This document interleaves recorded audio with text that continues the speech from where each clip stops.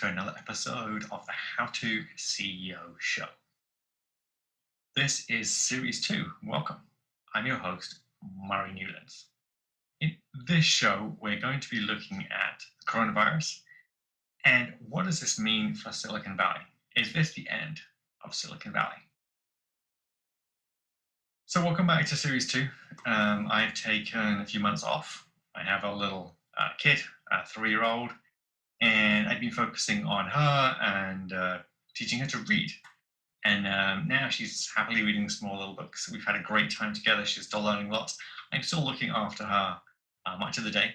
But I'm going to be restarting the series and say this is Series 2 of the How to CEO podcast.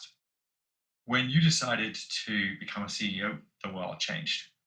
You can either crash and burn, or you can build an amazing company. We live in interesting times, as they say. The coronavirus has forced many closures, and I am talking to you on the year 2020 towards the end of May. I've been reading lots of articles recently about the fact that we're now going to an environment in Silicon Valley where people will be working from anywhere. Tech companies will be remote. Twitter has in fact recently said that all employees can work from home indefinitely. Google are saying that most people won't have to come back this year. Facebook are even saying most people won't have to come back this year. What will that mean? I'm reading articles saying that thousands are leaving San Francisco because it's too expensive and they don't want to live there anymore. So what's my take on this, and what do I think CEOs should have a take on this? My thoughts are that there is an increasing trend towards using remote workers.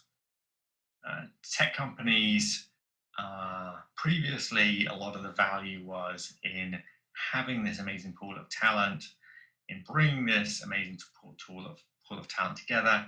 And when you were selling the company, a lot of the value was, hey, when you buy the company, you buy the assets, you buy the revenue, and you buy this amazing pool of workers who work locally, who will move into your office, and they will continue to deliver this product. So that's been a lot of the value of startups, and also investors have wanted to see founders who would want to meet in person. Those investors want to meet them, say, once a month, once every couple of months in person.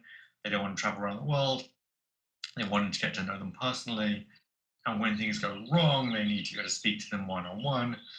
And so the founders had to be close by, and so their staffs and team had to be close by. What's been happening over the last few years, though, is that increasingly billion-dollar companies have been built with fully remote teams. Billion-dollar companies have been built with teams which are partly local and partly remote.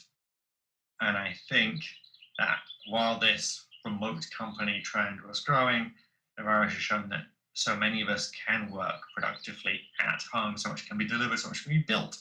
So value can be created from people working at home or anywhere, that it's possible to run an amazing tech company with people from around the world. But I wouldn't read too much into those headlines. I still think that having a core team or working together closely in a centralized location is going to be really important for a lot of startups. There's a lot of value in the general networking that those individuals do between desks at lunchtime, etc. The chance that can only happen when they're together in a small group. Also, it's really hard to get people to work so closely together when they're separated. Another element is that one of the things that you get with tech hubs, such as Silicon Valley, is not just the workers internally, but all of the networking which you get around the fact that you get so many individuals in one place working on one type of product or different types of problem. and they can that cross exchange of knowledge, ideas, the competitiveness, the hey, I was in this company, it was successful, I'm now leaving, I'm going to set up my own. All of that is a massive advantage that those tech hubs will still have. So I believe what will happen is that those tech hubs, such as Silicon Valley, will continue to be successful. I think that previously they were, increasingly will in the future, and this is only increasing exponentially. They will choose to also use more and more resources outside Silicon Valley. But I think, in the sense that, for example, look at global US companies, they have their core technology, they have their core people in the US, and often they outsource a lot of other production around the world. I think what will happen is that companies will still have that core team in Silicon Valley. They'll just have more resources around the world added to that team, building out additional functionality. What I think that will mean actually is that there'll be even more increased centralization of value creation.